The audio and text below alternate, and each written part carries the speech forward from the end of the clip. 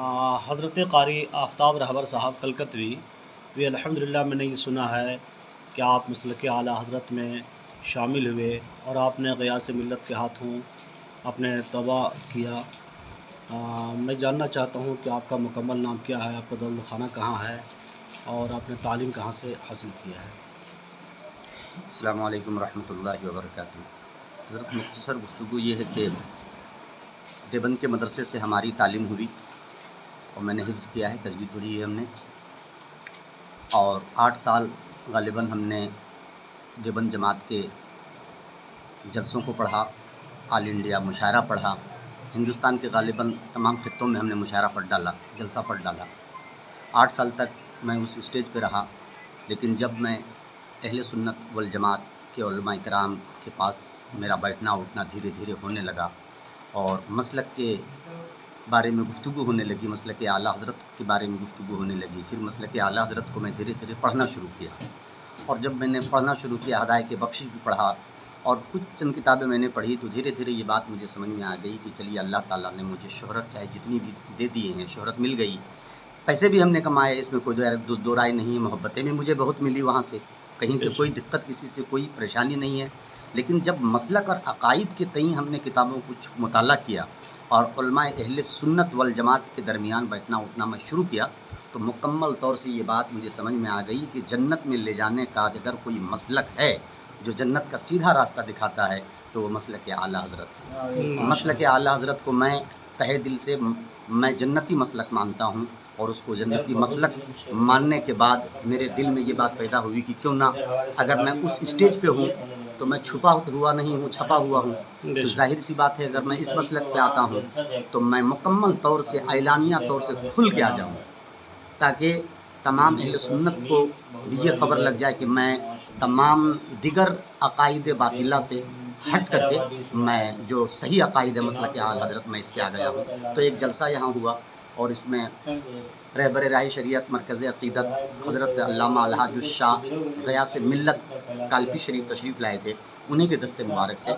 ہم نے بیعت لی اور اپنے آپ کو انہی کے دامن سے میں نے وابستہ کیا۔ گھر کہاں ہوا حضرت آپ؟ میرا گھر یہاں گریڈ ڈسٹرکٹ میں تارا ناکو بسگی ہے جگہ، یہاں میرا آبا و اجداد کا یہاں زمینیں ہیں، مکان ہیں، میں یہیں کا رہنے والا ہوں، لیکن میں زیادہ تر رہتا کلکتہ میں ہوں، مکان میرا یہاں ہے۔ حضرت شاعر اسلام صاحب، آپ مسلک اعلیٰ حضرت سے وابستہ ہوئے، ان حضرات کو کیا پیغام دینا چاہیں گے آپ؟ غوث اعظم بننے بے سلسانہ مرد قبلہ یقین یا صاحب النادر کل ناصر فی السمع والاعضاء وحسن الباصر وبطول عمر لا بعمر قاصر یا مجمع الخیرات عبد القادر۔ معزز سادہ اعظام، علماء کرام، محترم بزرگوں، دوستوں اور بھائیوں، اللہ تعالیٰ کا فضل و احسان کہ اللہ تعالیٰ نے ہمیں ایمان کی دولت سے نوازا، نبی پاک صلی اللہ علیہ وسلم کے غلاموں میں ہمیں بنایا اور اولیاء کرام کی غلامی اللہ نے ہمیں نصیب فرمائی۔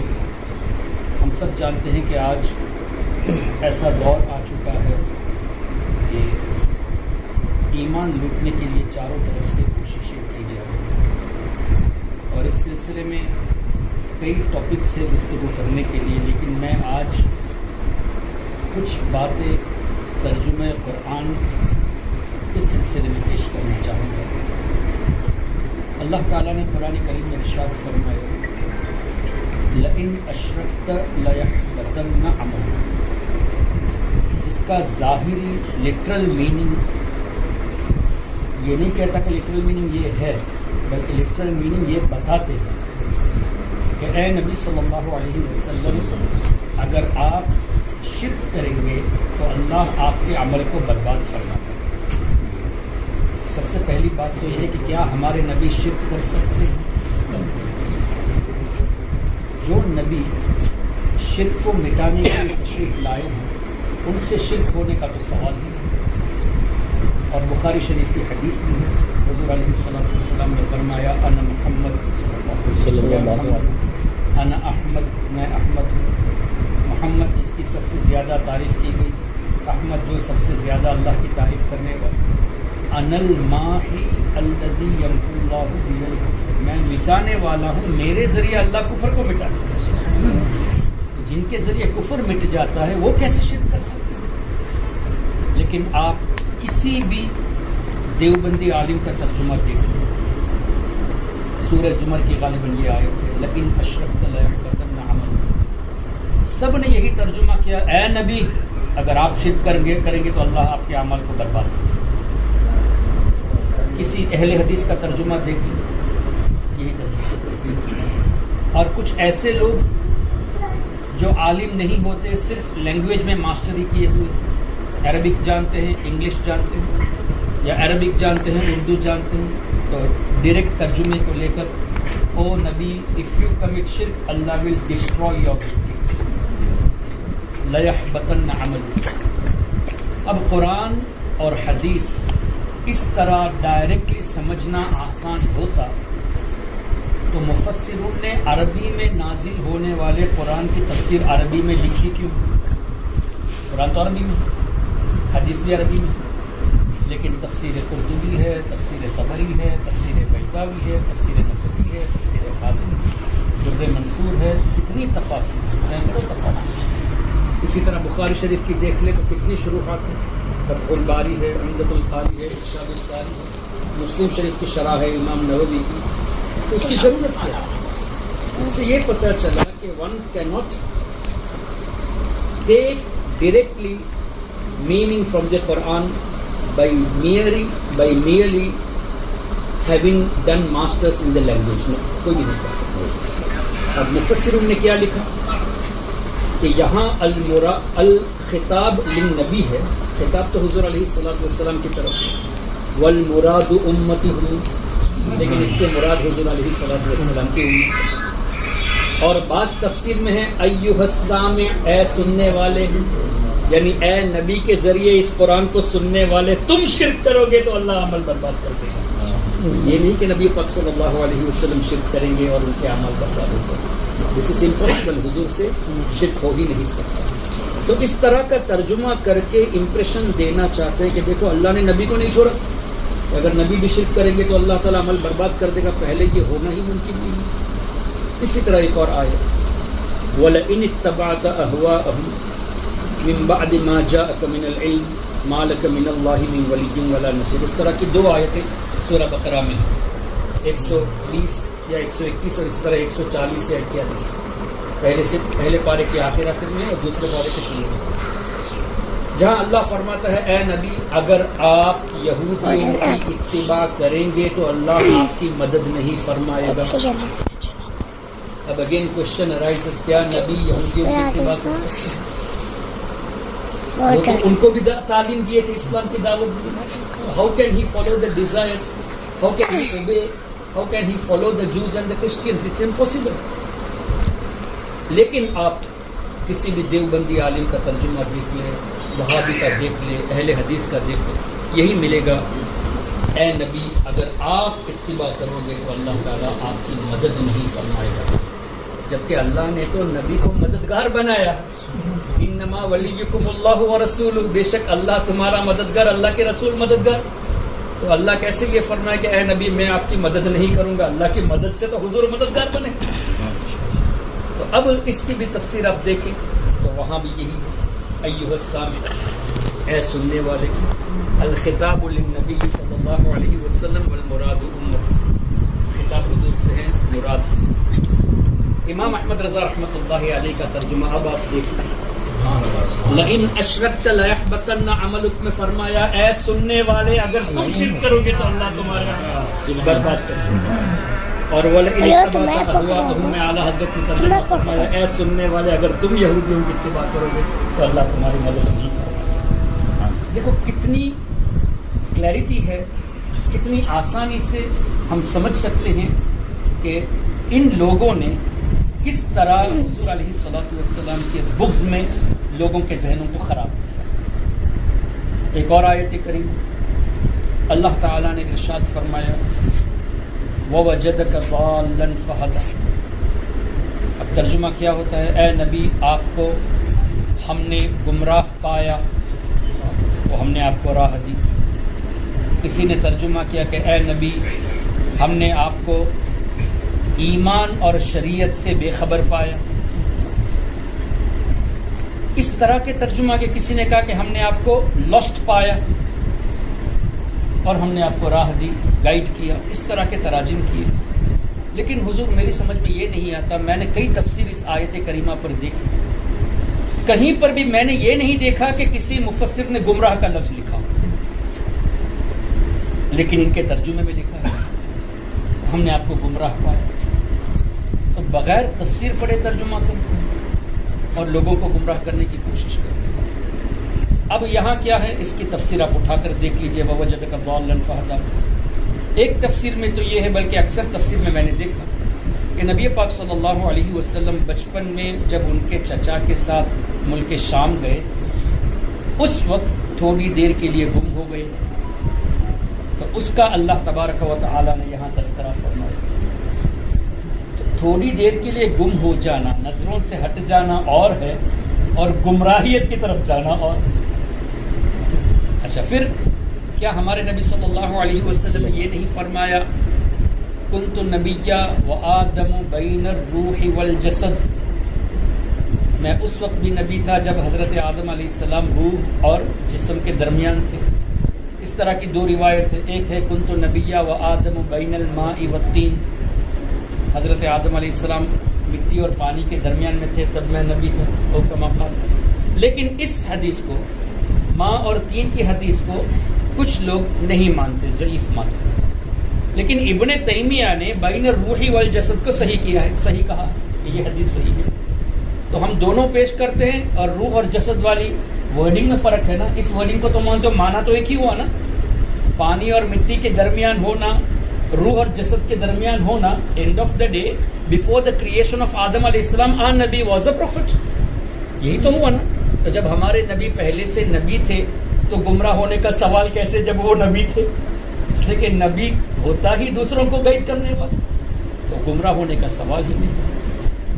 اسی طرح میں نے غالباً قرطبی میں دیکھی تو امام قرطبی فرماتے ہیں کہ یہاں مراد دال سے محبت بھی ہے، کہ ہم نے آپ کو اللہ کی محبت میں خود رفتہ پایا. اور وہ دلیل کیا دیتے ہیں؟ تاللہ انک لفی ضلالک القدیم. حضرت یعقوب علیہ السلام نے جب ارشاد فرمایا انی لاجد ریح یوسف، میں یوسف کی خوشبو محسوس کر رہا ہوں. جبکہ حضرت یوسف علیہ السلام خود تشریف نہیں لائے تھے، ان کے جبے مبارک کو بھیجا تھا.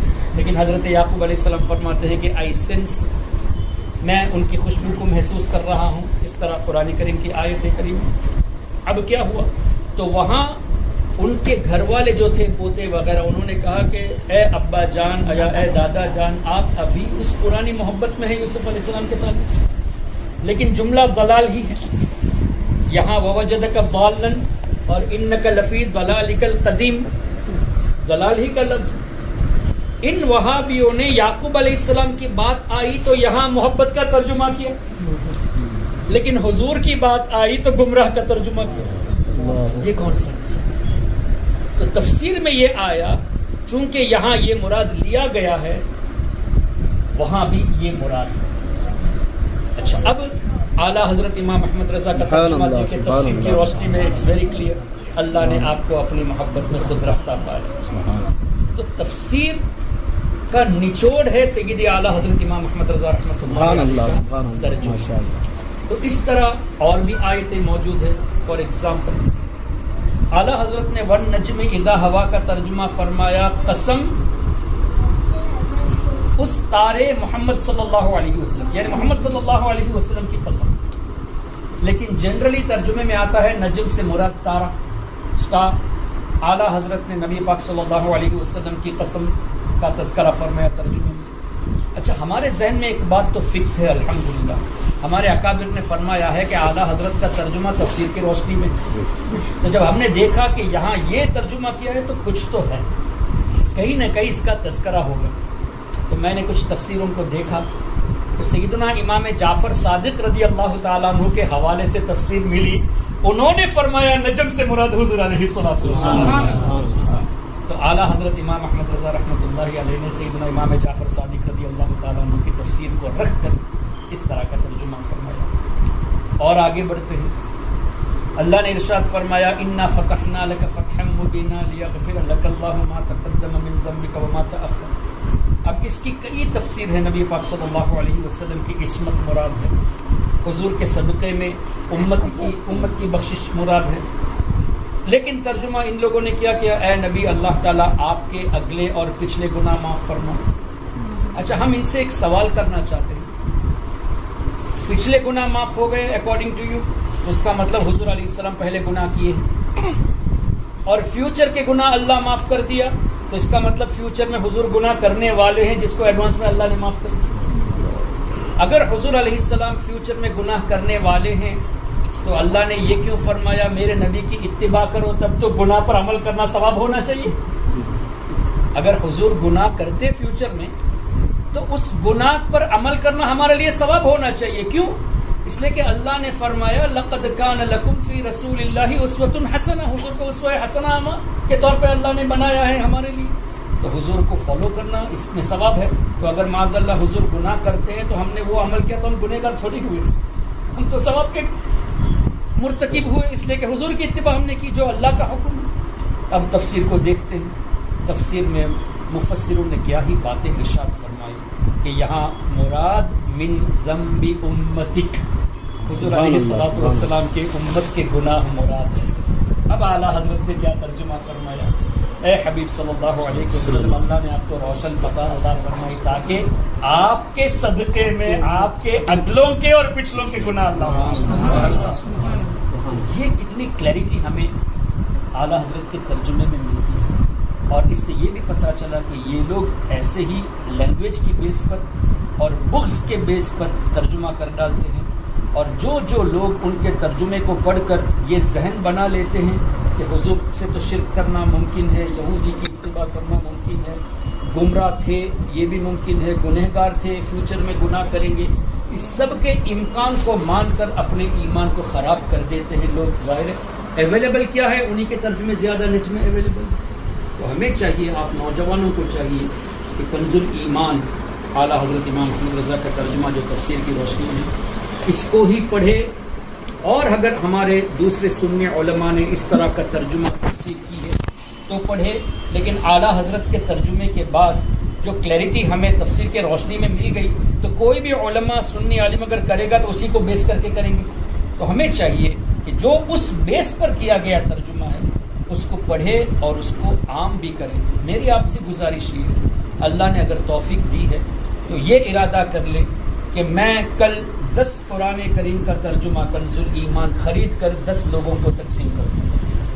جن لوگوں کا ایمان بچ جائے گا ان سب کا ثواب آپ کو. کسی میں طاقت ہے 100 کرنے کی تو 100 کر لیں, کوئی چاہتا ہے کہ چلو میں کم سے کم ایک ہی کروں گا, ایک ہی کر لیں, لیکن پروموٹ کرنے کی کوشش ضرور کیجیے. اس سے انشاءاللہ جب تک وہ پڑھتے رہیں گے آپ کو بھی ثواب ملے گا. اور آپ ریسرچ کے لیے میں نے جو باتیں کہی ہیں چونکہ ریکارڈنگ بھی ہو رہی ہے, ریسرچ کے لیے آپ ان ترجموں کو سامنے رکھ کر دیکھیے گا تاکہ آپ اپنی آنکھوں سے دیکھ کر مشاہدہ کر لیں کہ کس طرح ایمان کو لوٹنے کی ان لوگوں نے کوشش کی ہے اور کرتے ہیں. Why because still they are publishing the same translations. تو ہمیں چاہیے کہ ہم اس پر توجہ دیں اور کوشش کریں اس بات کو اور آگے پہنچائے تاکہ ہمارے نوجوان طبقہ یہ بچ جائے. اور خاص کر عورتوں میں اس کو پروموٹ کرنے کی ضرورت ہے. کیوں؟ اس لیے کہ عورتیں اگر سنبھل جائیں گی تو ہماری پوری فیملی سنبھل جائے گی. تو عورتوں کو بھی جو ہے نا ترجمہ کنز الایمان جو ابھی انگلش میں بھی اویلیبل ہے, اردو میں تو ہے ہی, اس کو پروموٹ کرنے کی کوشش کرے. اللہ تعالی ہم سب کے ایمان اور عقیدے کی حفاظت فرمائے. سبحانک اللہم و بحمدک اشہد ان لا الہ الا انت استغفرک و اتوب الیک. والسلام علیکم و رحمۃ اللہ. سبحان اللہ.